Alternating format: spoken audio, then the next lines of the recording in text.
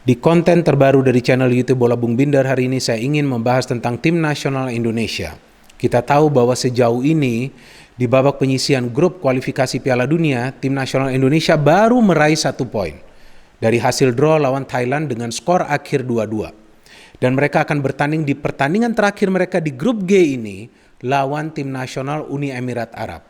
Sebelumnya tim nasional Indonesia mengalami kekalahan telak lawan tim nasional Vietnam dengan skor akhir 0-4. Tentu ini adalah sebuah pukulan telak bagi Shin Tae-yong juga yang berharap bahwa timnas Indonesia bisa at least meraih 1 poin lawan tim nasional Vietnam setelah berhasil menahan imbang tim nasional Thailand. Tapi kan untuk bisa menahan imbang Vietnam, apalagi meraih kemenangan, yang perlu diperhatikan bukan hanya lini pertahanan tetapi juga kreativitas dari para pemain untuk membongkar lini pertahanan dari Vietnam. Karena dari segi statistik atau juga dari cara bermain Vietnam tampak jelas bahwa para pemain Vietnam bermain apa yang disebut compact attacking football. Artinya menyerang itu bisa 5 pemain, bertahan itu bisa 6 pemain. Jadi tidak mudah bagi para pemain tim lawan untuk mencetak gol ke gawang Vietnam. Buktinya mereka baru kemasukan 1 gol sejauh ini. Beda dengan tim nasional Indonesia yang sudah kemasukan puluhan gol secara total. Betul kan? Jadi pada saat memang lini pertahanan ini kesulitan, apalagi kemudian pada saat ingin mencoba membangun serangan lebih sulit lagi, ya tentu itu akan memberikan keuntungan bagi tim nasional Vietnam dan itulah yang dimanfaatkan oleh para pemain Vietnam di pertandingan tersebut. Memang di babak pertama tim nasional Indonesia bisa menahan tim nasional Vietnam dengan skor imbang 0-0. Saya berbicara tentang babak pertama. Dengan cara bertahan yang rapat dan padat. Walaupun memang tim nasional Vietnam coba untuk menciptakan peluang-peluang yang berbahaya dan hanya sedikit on target. It means as a defensive unit sebetulnya di babak pertama tim nasional Indonesia sudah mampu bertahan dengan cara yang benar dan baik lawan Vietnam. Tapi bukan hanya perlu bertahan kan, perlu juga sesekali membangun serangan. Itu yang menjadi masalah bagi para pemain tim nasional Indonesia. Kita tidak bisa melihat aliran bola yang rapi di antara para pemain dalam urusan building up the attack. Itu yang membuat kemudahan bagi para pemain Vietnam dalam urusan mereka bertahan. Karena memang juga yang kita perhatikan bahwa para pemain tim nasional Indonesia begitu cepat melepaskan bola ke lini depan. Ini berbeda ketika mereka bertanding lawan tim nasional Thailand.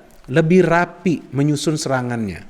Nah, apakah ini karena memang ada pressure lagi bagi para pemain tim nasional Indonesia setelah menahan draw Thailand dengan ekspektasi tentunya mereka bisa kembali menahan draw Vietnam, apalagi kalau bisa mengincar kemenangan, ya itu juga masih menjadi sebuah misteri bagi saya. Karena jelas tampak bahwa para pemain timnas Indonesia dari segi ketenangan beda jauh dibandingkan pertandingan lawan Thailand dan juga pertandingan lawan Vietnam.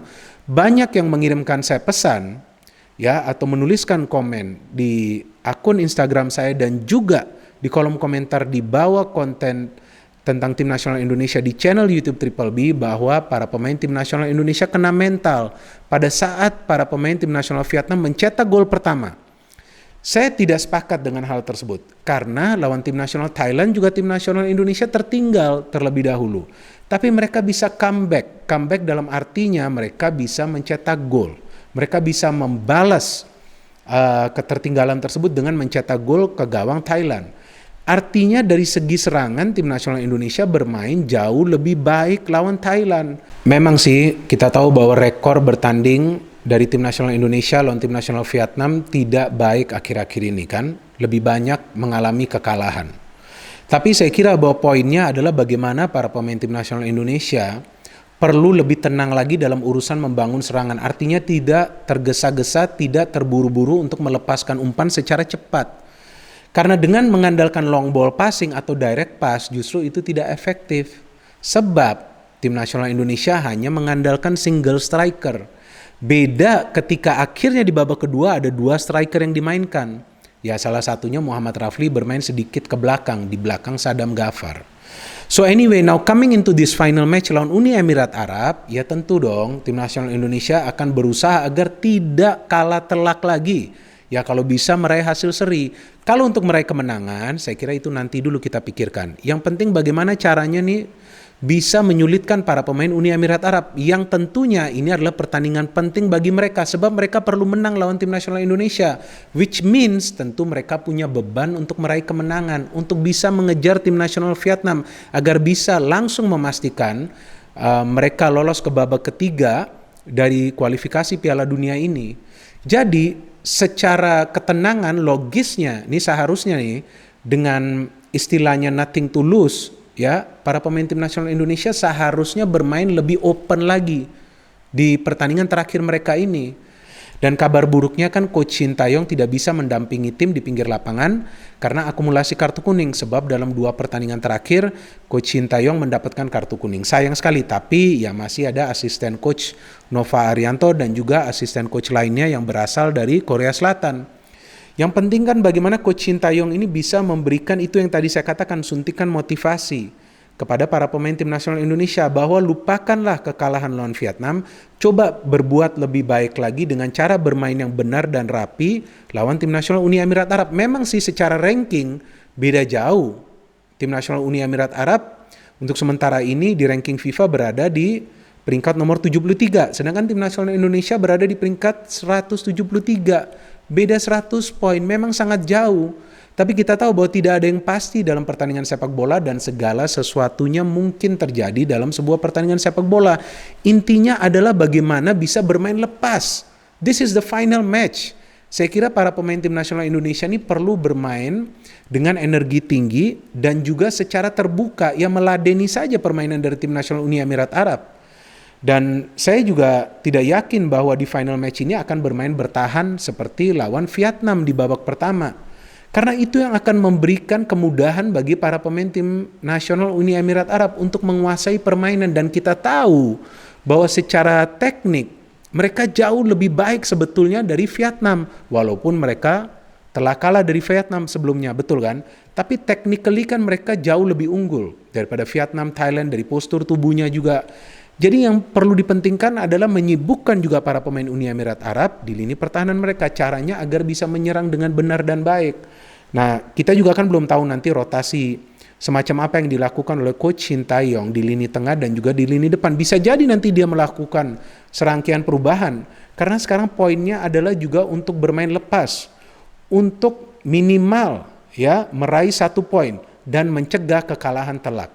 Tentu dengan hanya bertahan menunggu bola di belakang itu akan menjadi sebuah resiko besar, tapi semuanya tentu kita tahu bergantung kepada Coach Shin Tae-yong yang akan memberikan instruksinya sebelum match, dan kemudian ya kita tahu bahwa segala sesuatunya nanti bergantung kepada para asisten pelatih. But the point is, tim nasional Indonesia perlu tetap kita support karena ini hanya permulaan dari sebuah perubahan yang coba dilakukan oleh Coach Shin Tae-yong untuk membangun fondasi yang kuat bagi tim nasional Indonesia.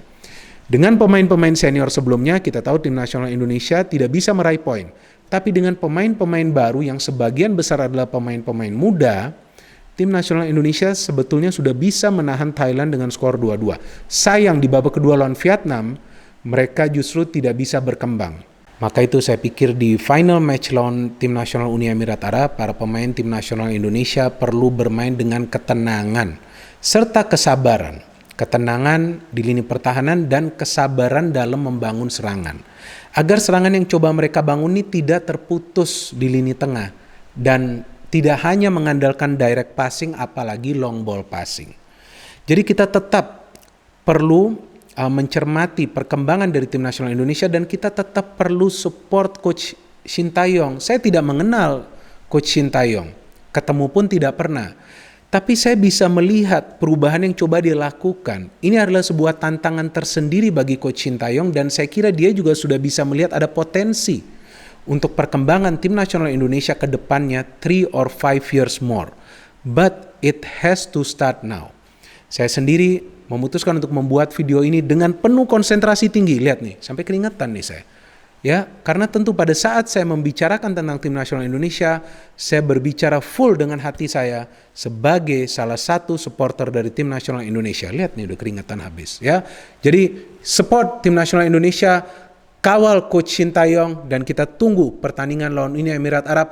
Apapun hasilnya, Yang penting kita perlu melihat bagaimana perjuangan dari para pemain di atas lapangan. Jangan sampai kita menghujat, mencaci maki mereka, ya, apalagi menghina mereka, padahal mereka sudah memberikan segalanya di atas lapangan, istilahnya bermain mati-matian. Terima kasih banyak kepada teman-teman yang telah menonton dan mendengarkan analisa saya di konten terbaru dari channel YouTube Triple B ini.